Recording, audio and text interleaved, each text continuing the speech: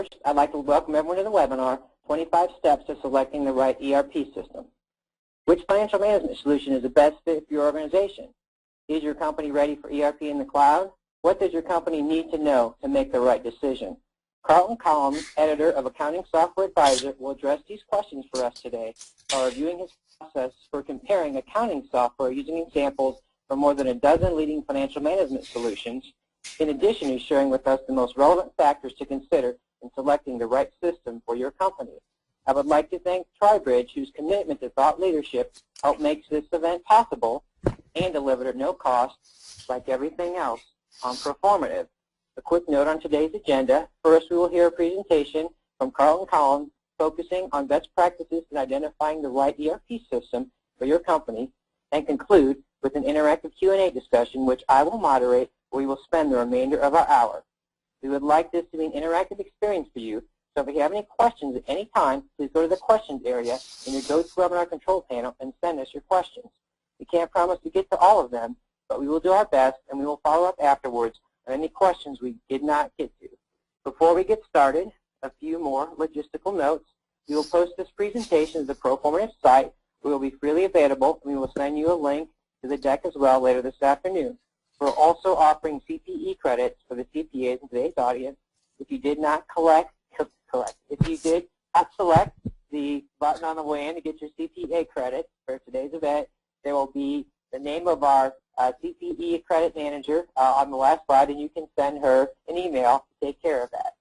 Before we get started, a quick word about Proformative. Proformative is the largest and fastest growing online resource for senior level corporate finance, accounting, treasury, and related professionals. Proformative offers a uniquely noise-free and valuable online peer network, direct subject matter advice, and features and resources developed in direct collaboration with our constituency.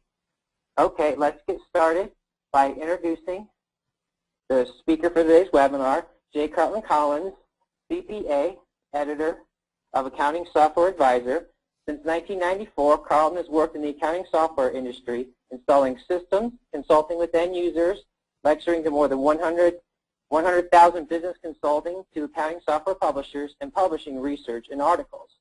He has experience with many of the top accounting software packages, such as SysPro, Software, Sage MIS, BusinessWorks, Microsoft Dynamics ERP, Platinum Epicor, Open Systems, Traverse, Macola, SAP, QuickBooks, and more. With that, it is my pleasure to hand the floor over to Carlton. Carlton, take it away. Thank you, Ernie, and good afternoon to everybody out there today. I hope you're doing well today and looking forward to the Mother's Day weekend ahead of us. My wife asked me to take her someplace expensive for Mother's Day, so I think I'm going to take her to the gas station. And we've gone through my bio. Probably most notably is last couple of years, I write the technology articles in the Journal of Accountancy each month, and you might have seen some of my articles there. The objective today is to provide you with kind of a proven success process for evaluating and selecting accounting systems or an ERP solution. And I just want to make a couple of comments up front that one of the problems with selecting and evaluating an accounting system is that most people who do it have never done it before. So there's a huge learning curve. If you could go through and evaluate, select one, and implement it, you'd probably learn a massive amount of information and insights that would help you do it the second or third time much better. But most people who go through it once are usually smart enough not to go through it again. They pass the buck on to someone else and let them handle it. So it's usually a one-time deal for most of us out there, and that's a little bit of the frustrating side of it. I can't think of too much that's more complicated than evaluating a bunch of ERP or accounting systems. So what I'm going to try to do today is just talk about the process and give you 25 steps that I think can help you. Now, I think most of these steps are kind of big duh. Everybody knows this. But I get feedback continuously from people who use this checklist saying, Carlton, it might have been obvious to you, but it wasn't obvious to us. Your checklist really helped us. We didn't do every step you recommended, but the ones we followed helped us follow a good, clear path for evaluating and finding the right product for our needs. And that's really what I'm trying to accomplish today. So to start with, let me tell you that you'll hear me use the terms ERP systems and accounting systems interchangeably. And you might say, well, what's the difference? And I like to say this, in the same way the vase becomes a vase after 50 bucks, an accounting system becomes an ERP system after about 200,000 bucks. They're really one and the same. Of course, an ERP system, enterprise resource planning, has extra modules to help you plan manufacturing. So that if you have a job to build an item, the ERP system can kind of backflush your job's inventory needs, material needs, and labor needs to set up a schedule of when you need to order and when you need to schedule your personnel. And so that probably is a little bit of the difference right there, but most of your accounting systems today in the mid-market have that same capability. So that's why it's kind of a ubiquitous terms to use those interchangeably, and you might hear me do that today.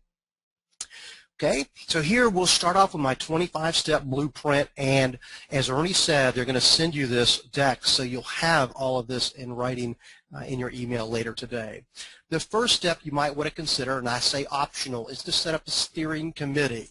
Put together an odd number of people so you don't have votes that end in ties, 5 to 7 people maybe, and have them tasked with the job of evaluating and meeting with all the different accounting systems vendors out there and asking the questions and looking at the product and jointly making decisions.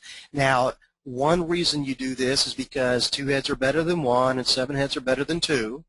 But another reason is because I found that the politics of evaluating and selecting an accounting system are important. You don't want to leave critical people out of the process. If you take that critical bookkeeper or CFO and leave them out of the selection, they may feel a little bit jilted, and they may actually sabotage the system. See, you should have asked my input. I would have never selected this product, is sometimes the words I hear from people who are disgruntled that they weren't involved in the selection process. My brother-in-law sells Solomon. We should have bought Solomon. I've heard that phrase before. So putting together a committee for political reasons is probably a good way to do it. Some people put it together also as kind of to spread the risk around. If it's one person who evaluates and selects and then the thing fails, the blame rests purely on that selector. If you have 7 people involved in the selection, then there's a little safety net in there should things go awry. The budget, and this, gosh, seems obvious, but how many people don't prepare a financial budget for buying a new accounting system, and if they do, they miss these critical parts. They budget for the software cost, but they don't anticipate any new hardware cost. They don't anticipate implementation and training cost and the ongoing cost for product upgrades and support, which are typically in the neighborhood of 11 to 19% of the software cost. So don't make that mistake. Time schedule, and this is probably one of the biggest mistakes I see people make, is they don't understand how long it takes to evaluate and select an accounting system. They think that you can just start the process and then implement the system in a few weeks and it'll all be done. But it actually does take quite a long period of time to do it correctly. So you need to have a date to begin your evaluation and a date to end your evaluation and time level for selecting. And here's why. I have seen before that the selection process stretch out to 12 or 18 months. You don't want that to happen.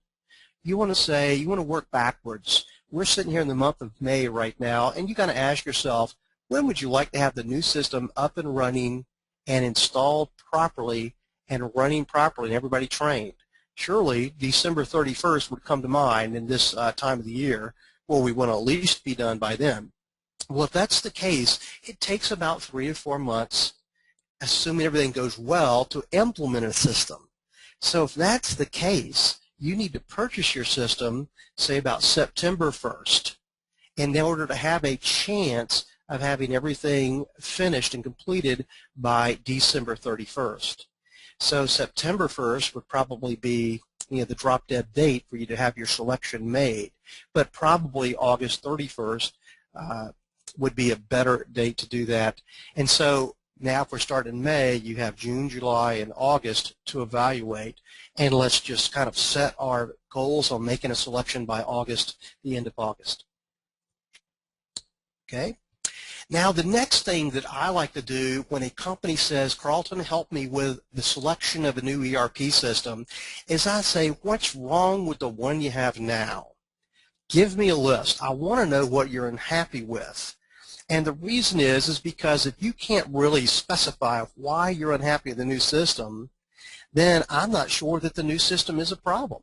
If you can't come up with a list and say, well, these are 6 problems that we can't meet, then I'm saying, well, keep the new system. So I like to force people's hands. Tell me what's wrong and make them write the list down. That list will be helpful as you evaluate new accounting systems. You want to make sure those potential accounting systems don't have the same problems in them. So once you give me your list of these things, and I agree that those are pretty significant reasons to switch accounting systems, I still say, number 5, give your current reseller a chance. Go to your old reseller, your current reseller, and tell them, look, we're looking at leaving you and buying a new system, but we want to give you one more chance. And I realize that by this point, if you've reached the decision to search for a new product, there might be some bad blood between you and your current vendor. But it's still worthwhile to say, here are the 6 things that are just not working for us. I'm going to give you one last chance to see if you want to take a shot at fixing them. And give them a chance. Here's why. It's because the process of selecting and implementing a new accounting system or ERP system is so expensive and so complicated, so frustrating, so disruptive to your company that it's easier to just suck it up and make friends back with your current reseller. It's not like they're really your spouse, and it kind of is like a divorce, but you don't have to spend every waking hour with them. So give your current reseller one more chance to say, can you fix these things? They may come in and say, well, you're on an edition of that product that's 4 years old, out of date, and there's an add-on functionality we can purchase for a small amount of money that will solve your problems. That's worth considering.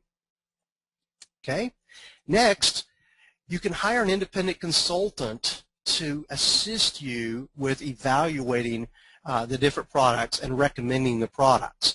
And I want to warn you about this. I've helped about 275 companies over the last 25 years conduct this type of selection, and I've assisted over the telephone and through internet and emails thousands of other companies. And I don't sell any accounting software at all. Ernie said I did in my bio, but I'm actually not. I've never been a seller. I've been an honorary seller of Great Plains and Epicor, but I never actually sold any of that product. So I consider myself to be fairly independent. But if you hired me to help you with your accounting software needs, I'm not independent. It's not because I own stock in some of those companies. I do. It's not because some of those companies hire me to do various things, such as speak at their conferences. They do. The reason is because there's some products I just like better than others. Maybe I had a better experience with Dynamics.nav or GP than I did with some other product out there like SAP Business One.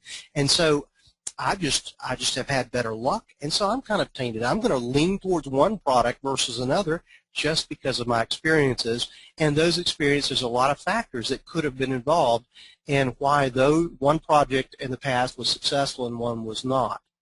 It's tough to find a really independent evaluator. But here's what usually happens, and I'm going to be pretty negative about this because I've heard this so many times. You call one of these big worldwide recognized companies, you ask them to help you with the selection process, and they say, oh yes, we'll be glad to help. They turn around and see who's available, and guess what? The J.D. Edwards team that works for that company is available. The Oracle people that work for that company are not. So they send the J.D. Edwards team out, and they spend months asking you questions and pouring through everything and looking at all of your needs, and they come back, and guess what they recommend? J.D. Edwards. Happens very frequently. When you go to these big companies, they actually have groups that are familiar with certain products. And they know that if they recommend one product, and they probably, in all fairness, know the product so well and know that it truly can meet your needs. But the problem is that once you've selected your consultant, you've already selected the product without even knowing it. paying for an evaluation that actually may be worthless to you. So you got to be careful there as well. And even though that consulting company may say, oh, we recommend 5 different ERP systems, well, the group that comes out to visit you may only work with one system, and that's pretty common. So you got to watch out for that. An independent consultant may actually not be that independent. Okay, involve your IT staff. Your IT staff may not seem at first glance like the type of people that need to be involved in the debits and credits and the account numbers and those types of things, but they do. You want to make sure they have input. They can get pretty mad if you force a solution on them that they think doesn't have the right type of technology that ties in with the current systems. So make sure you involve them too. Okay? Ignore your current hardware. You may have an AS400 sitting there that you put a lot of money into, but that is a small, insignificant part of the new accounting systems purchase. You need to consider that a sunk cost. Buy the product and select the product that's going to meet your needs best, regardless of what hardware you have laying around already. If you have people that have, let's say, Oracle knowledge, that might make a difference. If people are already trained in a product, that might make a difference. But if you have hardware don't let that force you to only select an RPG-based solution because you have that AS400. You don't want to have to sell it and get some other solution in there. Ignore the hardware and move forward with the best software choice.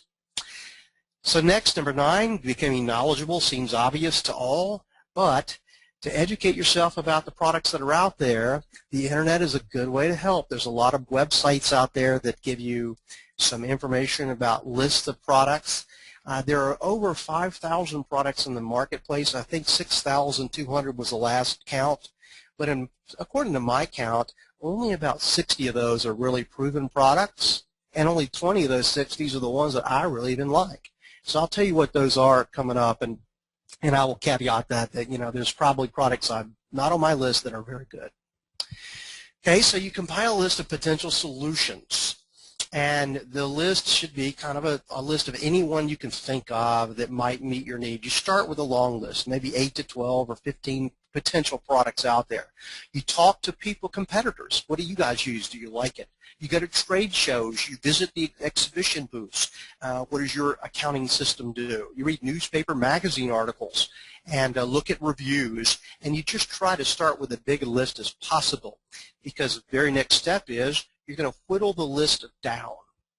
Eliminate obvious poor choices. You may have put one product on your list and then found out later it doesn't have the account number segments that you need, so you just strike it off. No reason to evaluate it any further at all. So you start whittling down the list, and you'll find that's actually pretty easy. That one's too expensive. This one doesn't have enough customer largest install base. This one over here doesn't have the payroll module that our company's going to need.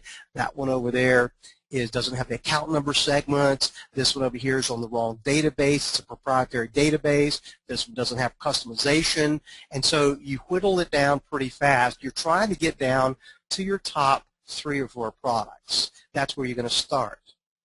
Okay, you may not limit your evaluation to 3 or 4 products, but you start with 3 or 4 products.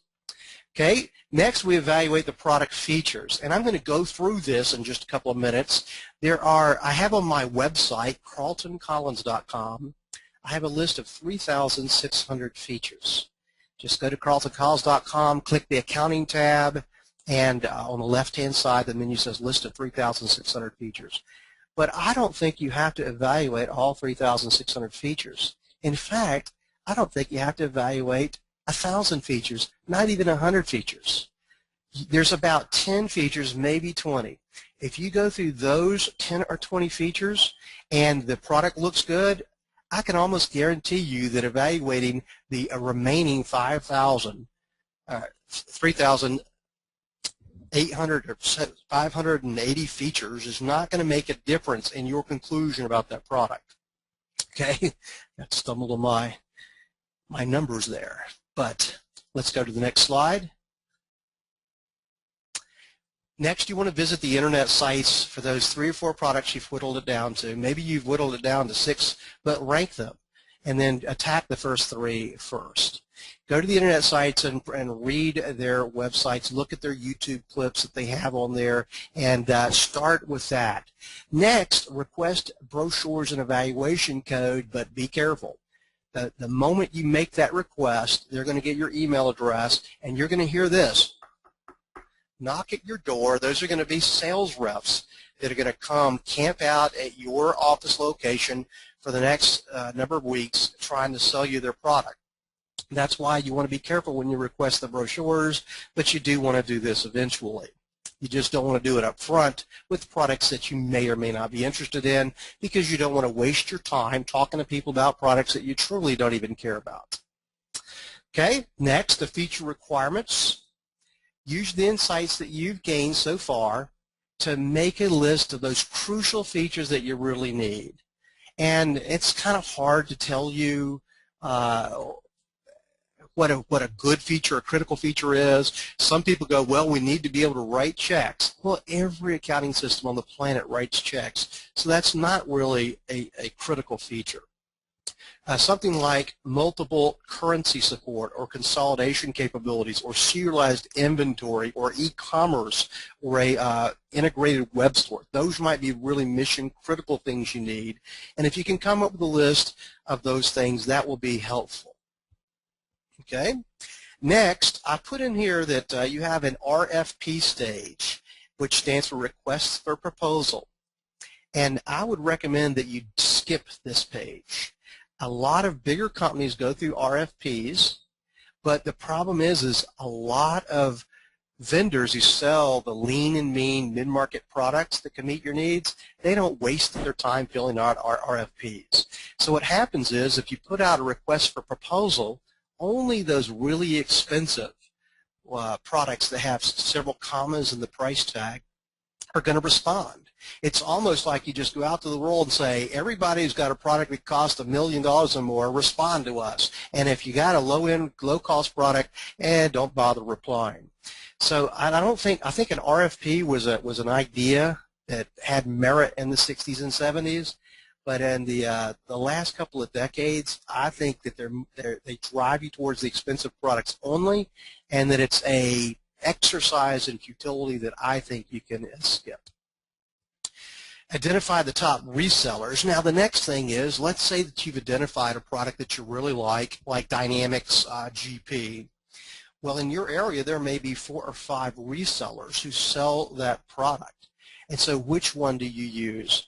And every survey that's conducted, every study that's conducted after people install an accounting system and they ask them what they would do different, they all say, number one, they would be more selective about the reseller that they use. They wouldn't based on price, they'd based on quality of the reseller, having the resources, someone back at the main office that has intimate knowledge of that database or intimate knowledge of that web store or e-commerce, supply chain productivity. Those types of things really seem to help. People who've installed the system dozens of times and really know what they're doing. They have training programs with materials that have been fine-combed and tuned so that they work good.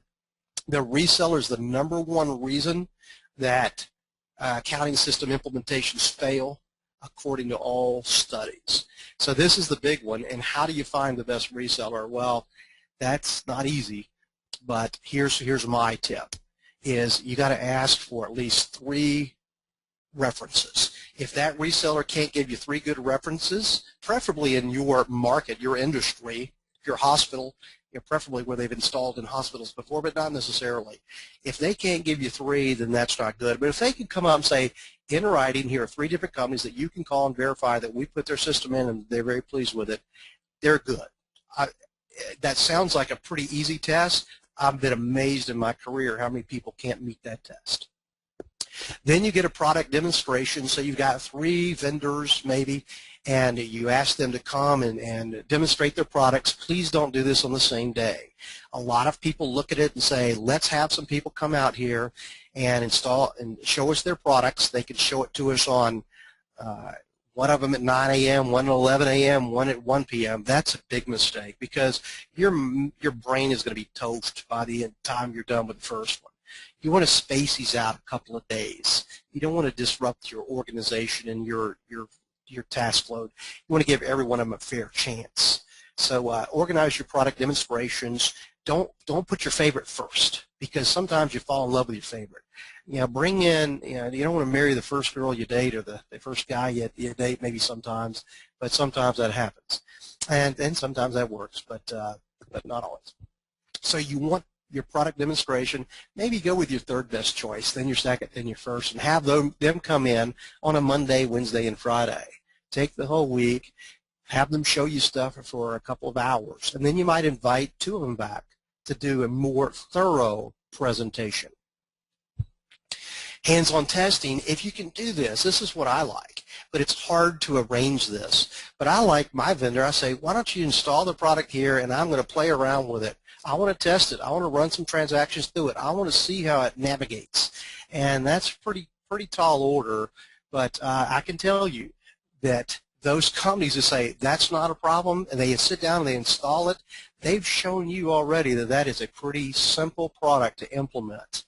Those that say, well, I can't do that, that'd take 10 weeks. Well, they're proving to you that theirs is a complicated product to set up and make run correctly.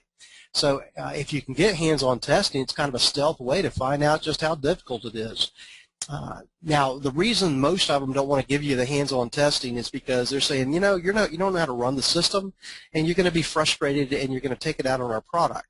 We'd rather be here with you. And that's fair. That is fair. But tell them, I understand that. But I do. I want to sit there and be able to, on my own time, just kind of navigate and look at the help screens and learn about it a little bit. Maybe they could bring you or leave you a laptop computer where the product is running overnight so that you can try it out yourself. Legal issues, of course, talk to your lawyer about any contracts that you have out there. Then I won't go detailed on that, but it's important. Consider hosting. The big trend is the cloud. And I've been saying this since 1997. I firmly believe the only and best way to implement an accounting system is in a cloud-based solution. Why? It's because then all your remote users have access to it. And I've been saying that till I'm blue in the face when the cloud wasn't all the rage. Now here it is, 15 years later, finally, I think people are catching up to it. When you rent an accounting system on a hosted mainframe system, it's actually cheaper. You're paying a monthly rental fee, and it's easy to implement. You have the remote access piece covered. You have the firewalls, the antivirus covered. The backups are automatic. They're covered. The redundant sites, they're covered. Those are the types of things that I like out there, and so I would consider hosting. I don't always implement hosting, but if you have multiple locations, that's where I really would push hosting as a possible solution for you. Consider financing. A lot of people don't think about it, but just like getting a loan for a car, you can get a loan for an accounting system.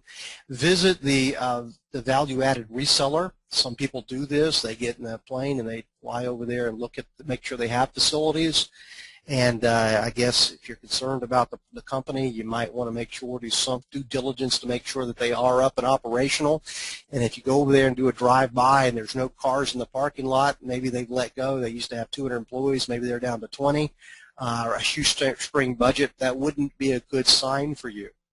You want an accounting software vendor who's not going to go out of business. And you can't trust anybody. Back in 1987, a company you might have heard of called IBM had a product that they had out running called Business Management Series. In 1989, they canceled that product, and I think they had 29,000 users that were left high and dry.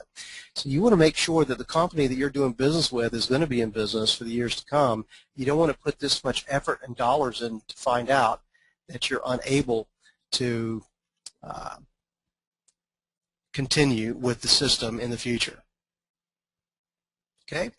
Finally, call references. I mentioned this. You might say, well, what do I ask a reference? There's my 7 questions right there. You might have more, but these questions are pretty easy. Do you use this software? When did you install it? How long did it take from start to finish? Who performed the installation? And try to get the reseller and the names of the consultants. Because they might tell you, oh, well, Nancy and Greg were here and they were brilliant, but Tim really didn't know what he was doing. Well, that might be a good thing for you to ask your reseller. Say, we don't want Tim on this job. We know he's green, and we don't want him learning on our nickel.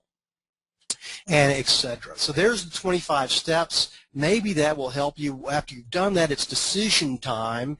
Just pick one, and if you've got a tie, flip a coin. Go with the cheapest one. Go with the one you think has the better technology. But hopefully that'll help. Now let's just dive into my 10 features. As I mentioned, there's thousands of features you could evaluate, but really only 10 you need to know, and here are those 10 right there. And I'm going to talk about them as fast as I can, and just for good measure, here's 10 more. Cover those 20 different features when you're looking at any accounting system, and I'm pretty sure whatever conclusion you draw at that point, you will have the same conclusion if you look at all their features. So the first one is the account number and segments. And here's an example. I've got a 5-segment account number here for a company. There's a chicken chain headquartered in Atlanta, and they like to keep track of the expense item. That's 6,005. And then they have departments. They have the counter sales and the drive-through sales and catering. So DT stands for drive-through. And then they have stores all across the United States. I think they're up to 1,459 stores now, but Atlanta is one of them. Then they have territories. The Southeast is one of their territories. The Northeast is another. And then they have facilities in mall locations and standalone facilities. And they like to be able to see, for example, well, out of our 1,459, we have 340 of them in malls. How are they doing? What's their profit percentage compared to the other standalone facilities? That helps them decide whether the next facility should be located in a mall or located standalone. Also, they evaluated and they saw all their drive-through, their profitability was generated mostly by drive-throughs. So what this company's been doing is doing a little renovation work and putting 2 lanes of drive-throughs, more windows, more lanes to get people through the drive-through faster. Because when you do drive-through, people come through and just pay their money. You don't have to have workers inside the store cleaning up after them, supplying them napkins and cleaning the tables and wiping them down, so there's less expense and actually a bigger part of their sales. Well, if you want to measure your results by segment, you got to capture all of your expenses and all of your sales by segment. And a lot of accounting systems just don't give you that much segments. Most companies need at least 4 segments. If you're a large company, if you're a not-for-profit company, if you're a government agency, you need at least 4 segments or more. Okay? And some products allow you to set defaults for the segments. So if we have a chicken store over here that's in Atlanta, they can set the location default to Atlanta and the Southeast as the territory and standalone as the type. So they don't really have to put in a long account number every time they record a transaction. All they have to do is just put in the account and the department, and the rest of the segments attach automatically. I've got a list here for you of some entry-level products, and you can see that most of them have 1 or 2 segments. Some have a few more. Then mid-market products, 10 to 30 segments, but a few of them have 3 segments. Then we have some beginning ERP products, and most of them have somewhere in the 9 to 15, 30 segment range. The look and feel of the product matters, and what are you looking for in the look and feel? You're looking for clutter. You want to avoid clutter. This is an ACPAC payroll screen, and you'll notice on the labels that on the left side the labels line up, but the data fields don't. You can see they're kind of line up for a while, and then, I don't know if you can see my mouse movement or not with this, but you can see that it gets a little cluttered. And then these spinners at the top above the spiral bound are a little small to hit with your mouse pointer. And it's got this spiral bound notebook kind of metaphor at the top for the various tabs, and that's kind of cute and all. The next screen comes from, this is a Great Plains screen, Dynamics GP, and it's a little cleaner. It's a little cleaner. I like that it has in the lower left-hand corner, it's got some fast-forward buttons, the VCR buttons, and actually it has next record, end of record. It doesn't have fast-forward. I wish it did. There's hyperlinks in there. There's little search tools, and I think that's a little cleaner. The next one is from MAS 200. It's an inventory screen, and I think this is an example of one that's just a little cluttered. It starts out okay, but the person who designed this screen just was more interested in making the fields appear on the screen than using it. Your eyeball has to work hard to find the screens. I think if you look at the tabs, they could have made the tabs skinnier and put a 6th tab in and organized everything a little bit better. And I found this screen coming up in a minute. Here's one from Dynamics.nav. The menu on the left-hand side is a metaphor most products use now. We've clicked manufacturing. You see all the manufacturing menus pop up, and then you see other menus down below, and that's a pretty common metaphor these days. This is the screen I was thinking about. This customer screen is kind of cluttered, but this next one here is tenant maintenance screen for MES 200. It's an add-on product, and it's a little cleaner. The fields all line up, the buttons all line up. It's a little bit cleaner, and I think that has a little bit of merit. This is an old screen from before the WYSIWYG days. I just kind of put it out there, but that one kind of looks a lot and reminds me of this one right there, just kind of cluttered. And so I don't know that if we go into the graphical world, we should have a little bit better look and feel. So here are my look and feel questions for you that you could use when you're evaluating. Next, we get into financial reporting, and this is an options box that allows you to tell which financial statement you're printing, for what year, for what period. Then you see, you can indicate what type of statement you want, whether you want comparative data or not. Then down in the lower section, you see department and location, where you can say, give me an income statement for March, starting with the department drive-through, ending with the department drive-through print. And that would give you just a statement for a particular department, and that's the type of option box you want. But then also in MES 200, here's the resulting statement. And there's lots of problems I see with this. There's no button here on the bottom right to email the report. If I'm looking at a report and I want Sandra to have it, I'd like to be able to click, put Sandra's email address in, and send it on its way. The headers don't affix themselves when you scroll the report. I think that's problematic as well. So I look at those types of things. Then I look at the ability to export to Word or Excel, and I don't see where that capability exists. There's no button in the right corner to export that. And you can't double-click and drill down. Now, by comparison, this is Dynamics Nav, and all these numbers are drillable. Double-clicking on a report number will drill it. There's filter buttons up here at the top. Down, there's an export to Word. Those, it's a little hard to see these buttons the way that I have them here, but it's the resolution of my screen, but there are buttons for exporting. It's scrollable, and the headings stay visible, and the report menu is on the left. And then here's some others. This one's from MacPack. Look how the font is pretty small. A little hard to read right there. This one, I think, is pretty attractive. This is Oracle, and Oracle stuff is nice. I like the organization of the reports on the left-hand side. Okay, so nice menu reports, scrollable, drillable. I like the way they've done that here. This is also from Oracle. This is a dashboard that comes out of Oracle into Excel, and I like this. It's kind of colorful. It's got key items for you to look at. This is out of Dynamics, and it shows you another dashboard, and there's a list of dashboards you could click on, and once again the dashboards are giving you just critical information that you might want to see. So here's my financial statement checklist, and you can use that. Drill down capabilities. I don't know that I have time to go through all of it, but this is a customer card in Dynamics Nav where I click on the balance of 0. It comes up to a list of all the payments and invoices, which add to 0. Then I can click, and it gives me a list of the invoices, and I clicked on one invoice for $693.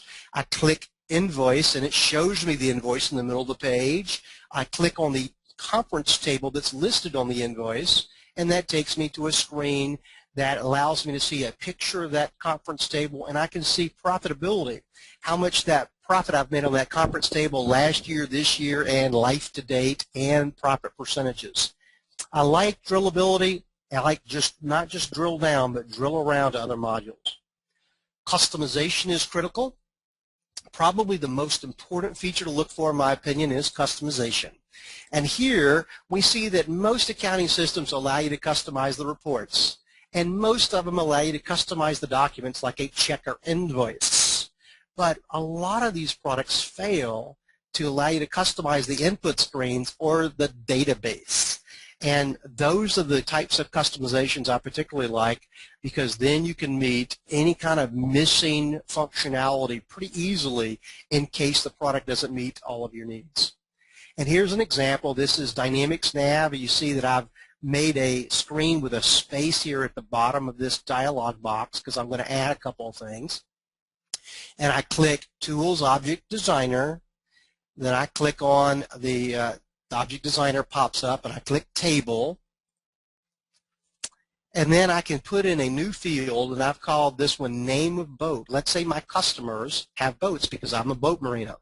And I can add a field called Name of the Boat, and now you can see me dragging that in down here at the bottom, and then here's the result. I didn't take time to make it pretty because I wanted you to see that I kind of threw it in there. But it says Name of Boat, Branch Office is the name of the customer's boat, length of the boat, it's 21 feet. I could go back and edit this to reposition those fields so they don't overlap, but it's pretty easy to do. And I like that type of functionality, and you should look for it. Office integration, I'm surprised at how many products don't have as much Office integration as they could. Most of them will export to Excel, but will they import from Excel? That's a good question. Do they offer OLAP data cubes, which is another word for pivot tables? And do you have ODBC connectivity, export to Word, send reports through Outlook? Those are things to look for, and integration with Outlook, Project, InfoPath are also worth looking for. Add-on modules, your better accounting systems are going to have a long laundry list of add-on functionality that works with the product and hopefully are certified. The examples I'm showing here, 42 different products for the warehousing side of things, just in case you have some highly specific needs. There might be a company that's got 2,000 or 3,000 people out there using it, or maybe more. And that just helps you. If you buy a product that has a lot of add-on functionality, that helps you in case your business expands and grows, or if the product is found to be lacking in some area.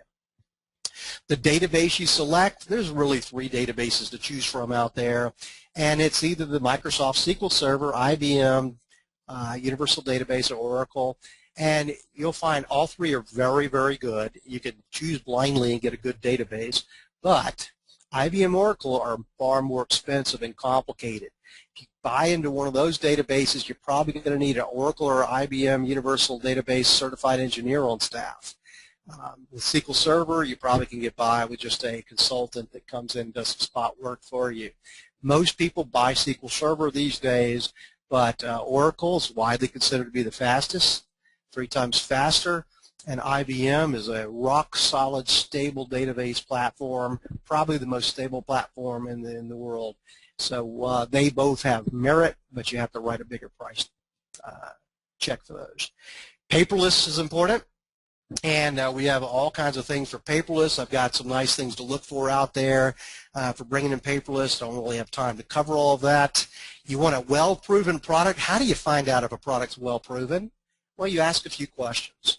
If they have more than 8,000 companies using the product, it's probably well-proven. If they've only got, say, 300 customers, it's probably not well-proven. You look at new products, they crop up every week almost, and they look and sound great, but you don't want to fall for the fancy marketing. You want to, let's say, show me your customer list, how many customers you have out there. And in reality, most systems have missing modules, missing features, bugs waiting to be discovered. You don't want to do that. You don't want to do that, even if something looks really cool in the new product. There's only about 60 accounting systems, ERP systems out there that have more than 5,000 users. So those are the ones I would stick to. And out of those 60, only about 20 of them are rigorously updated and backed by a large team of providers. There's a lot of products out there that have been bought and relished to maintenance mode. A good example of this, Sage Software, which is an excellent company and has some great products, but they have over 100 solutions, and some of them are more maintenance products. That means they don't really promote them that much. They don't really improve them that much. They keep them up and running, but don't look for that product to have a lot of new features added down the road. Now, that's not to say that's the case for some of Sage's products, like MES 200 and 500, which are their premier products. But some of their older products out there that are really popular and good, like PFW, you don't see too many new features added to those products. Why purchase an unproven system? Why do that? Why do you want to debug their work? You're better off and you're safer and your job position is safer if you just choose a proven product that's already been debugged by 1,000 other companies. Then look at your deployment. Consider the cloud. I mentioned this already, and I won't go through these because I did mention this quickly. Let me just wrap up.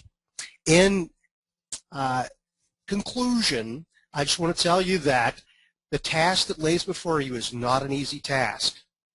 But if you take a methodical approach to it, you give everybody respect and allow them to come in and show you their products, and you keep working at it, you can amass enough information to make a really good decision about the reseller and about the product that you choose. And today, the products out there that are well proven are a lot better than they were in the 80s and 90s. You don't take near the risk choosing a well-proven product as you did way back then because they've sewn up all the missing holes in many cases. If you go to my website, carltoncollins.com, look under my list of top 40 products, I've got a list of entry, mid, high-end, and ERP products that I generally recommend to people out there. If I can help you in any way, I will. I'm going to turn it back over to Ernie, and thank you very much for your time and attention. Oh, thank you very much, Carlton, for that great content. I wish I would have had this questionnaire when I was going through the ERP selection process many moons ago. At this point, we're going to launch our polling questions. We would appreciate participation of all those in the audience. Please note that for those of you in the audience who are after CPE credit today, you will need to answer both of our polling questions. Again, if you have a question you would like to ask that have answered by Carlton, please ask it via the questions area in your GoToWebinar control panel. I'm going to go ahead and start the Q&A session while we launch our polling questions so we can take full advantage of our opportunity to ask questions to Carlton. The first question that I'd like to ask as we launch our first polling question, Carlton, is what are the 3 biggest mistakes that you see companies make in evaluating ERP systems? The 3 biggest mistakes. You couldn't tell me these beforehand, huh? So I could prepare.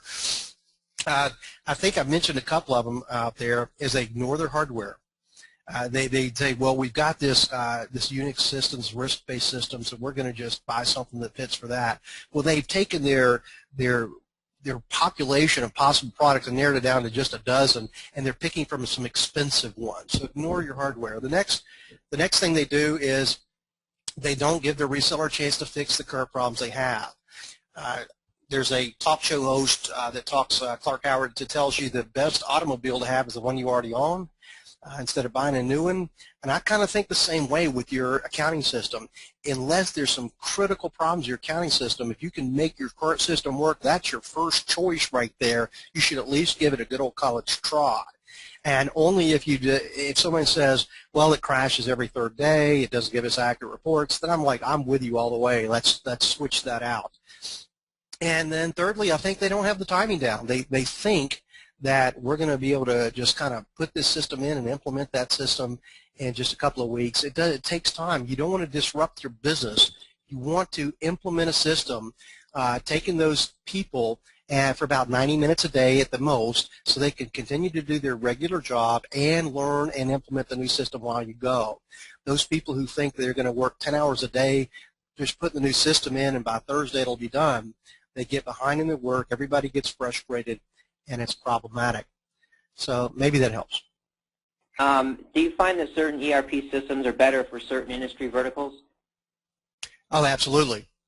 The first thing I'll tell you is that this is a big mistake that people make, is that they're in a vertical industry, is that they assume that products that are designed for their industry are the better choices. And that is what I found exactly the opposite is the case. I find that the generic products are more vertical than the vertical products in a lot of cases. But there's people, and let's just pick one out of the air, they say we manufacture boxes, so we need a box manufacturing system. Well, you're probably better off going out there and getting a Dynamics GP with the manufacturing. It probably has more box manufacturing features than a box manufacturing product does. And I found that a lot of these products, they became verticals because it was a way to market. Two guys in Tampa had a product they made out of their garage, and they couldn't sell it. It wasn't good. It didn't have all the modules, but they happened to sell a few of them through 2 or 3 boat marinas, and they were able to make it kind of work. Then, we've got a boat marina product. And they start marketing it to other boat marinas over and over again.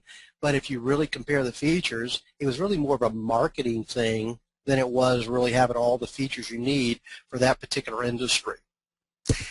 So, yes, that does make a difference, but I still like generic products over verticals based on my experience.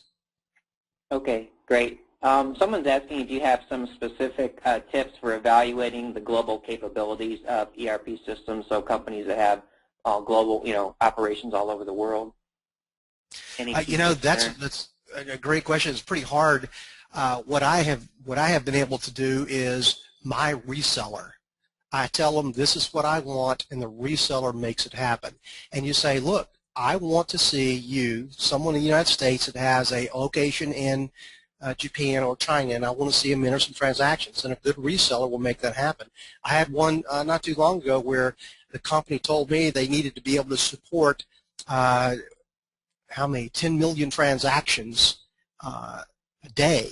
And so my reseller that I work with here in Atlanta was able to put together a set of 10 million transactions, and we posted it in 3 minutes, 2 minutes and 50 seconds, and posted it right in front of the client. And they were like, wow. I mean, each one was just a penny, so you could see it add up, and you could see it hit the general ledger.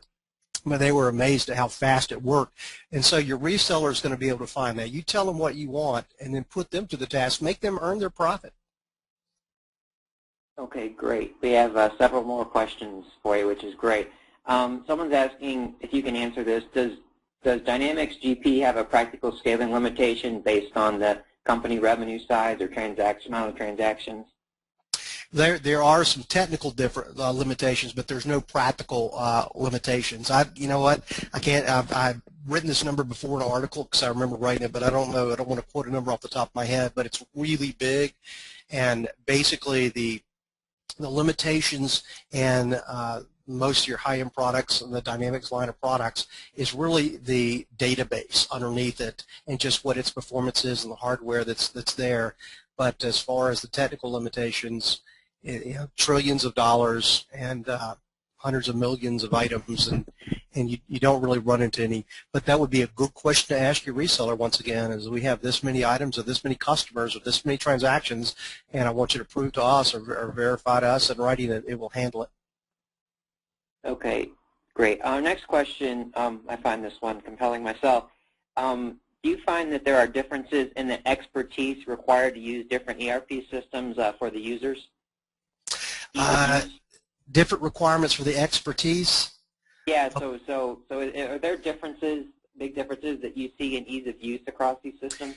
Well, that's why I covered the look and feel. Some products are just easier to navigate than others, but what I have found is I can show you the most ridiculously designed accounting systems ever that really just, the screens just look stupid. And once a person learns them, they're happy with them. They're like, oh, I know how to do this. You just have to click here, then click there, then click over here, and then over there, and you have to turn around your desk and reach over backwards, hit the key. But I like doing that. It kind of stretches my ribs out.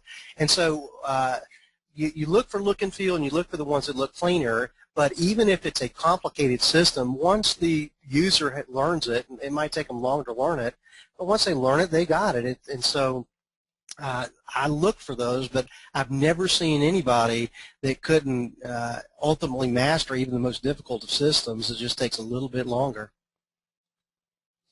Okay.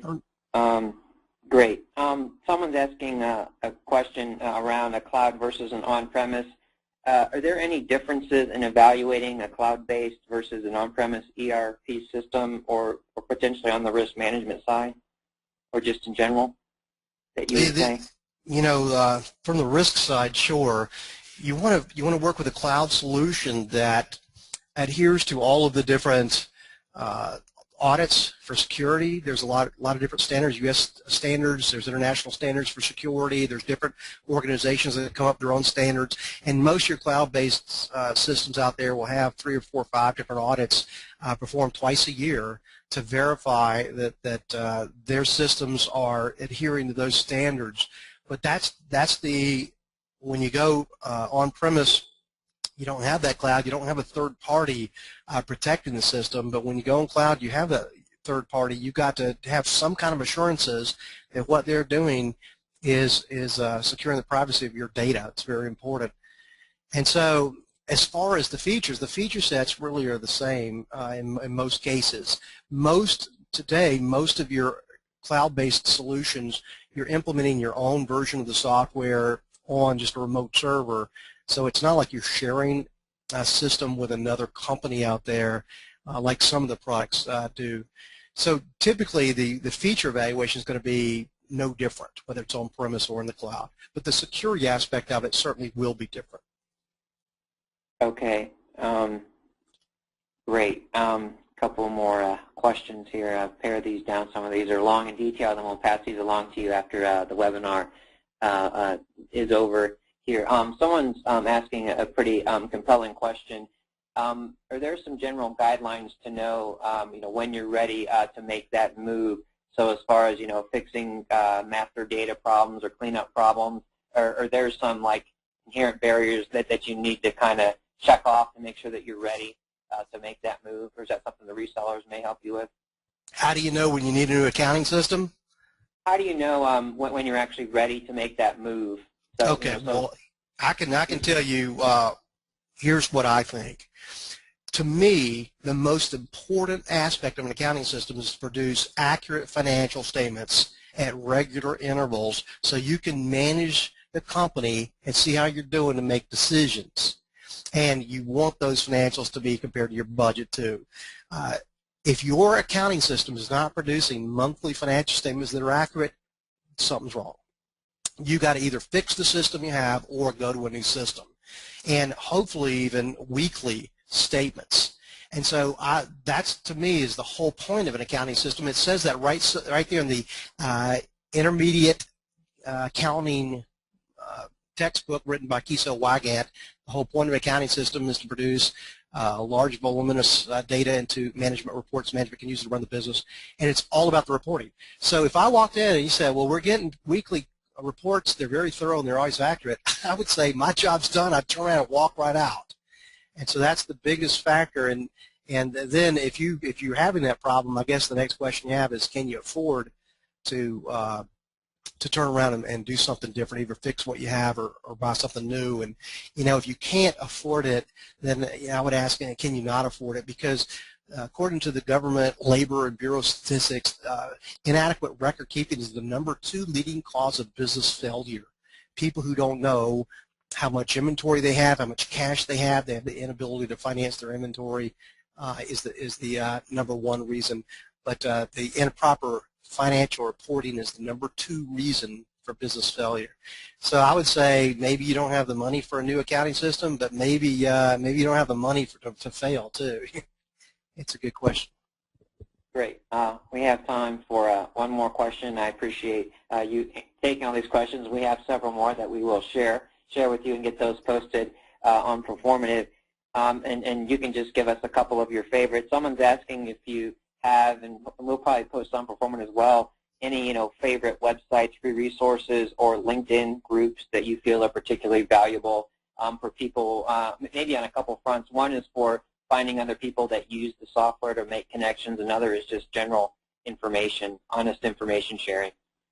Right. The web is certainly my source for doing research first time, and LinkedIn is another way. If you put in sometimes you can find groups and talk to those people in those groups.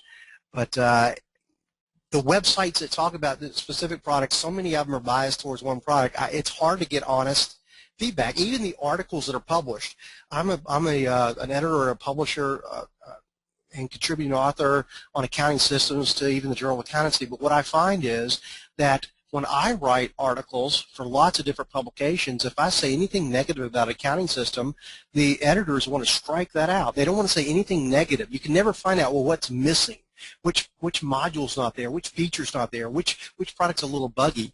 And what's happening is these magazines, they're afraid of either a lawsuit or they're afraid of chasing away advertising dollars. And so all of your writings are glow, beautiful, sunny, bright descriptions of the products with nothing negative said. It's hard to get a good, honest review to find out what's wrong with the product. But I would just go out there to Google or Bing, and I would just put in the search phrase for your accounting system and type the word review or type the word problems and look for some different websites. You can usually find, if there's a recurring theme, if the product has a recurring problem, you'll find it repeated over and over, and that might be a good clue for you. But I wish I could give you one overall source. It's tough. You've got to wade through a mountain of information and pick out what makes sense. Okay, great. With that, I'd like to close our Q&A session. Our sincere thanks to Carlton Collins for his time and insight. For the attendees, if you would like us to connect you with Carlton, please indicate that on the survey, which we'll invite you to take, that will pop up on your screen just as soon as the webinar concludes. Carlton is clearly a leader in his field and is an excellent source of information on today's topics. We'd like to once again express our thanks to today's sponsor, TriBridge, helping us make this event possible and supporting thought leadership with us. As a reminder, for CPE credit, if you did not check that on the box on the way in, the email address, you can send it to Tanya Walsh as well and get your email credits in order to receive the certificate. Again, please note we'd appreciate your feedback regarding today's event on the survey, which will come up as soon as we end the webinar. Finally, I'd like to conclude today's webinar by thanking you, the audience, for your valuable time, and we hope to see you on Proformative.com and at future events. Make it a great day, everyone. Thank you very much.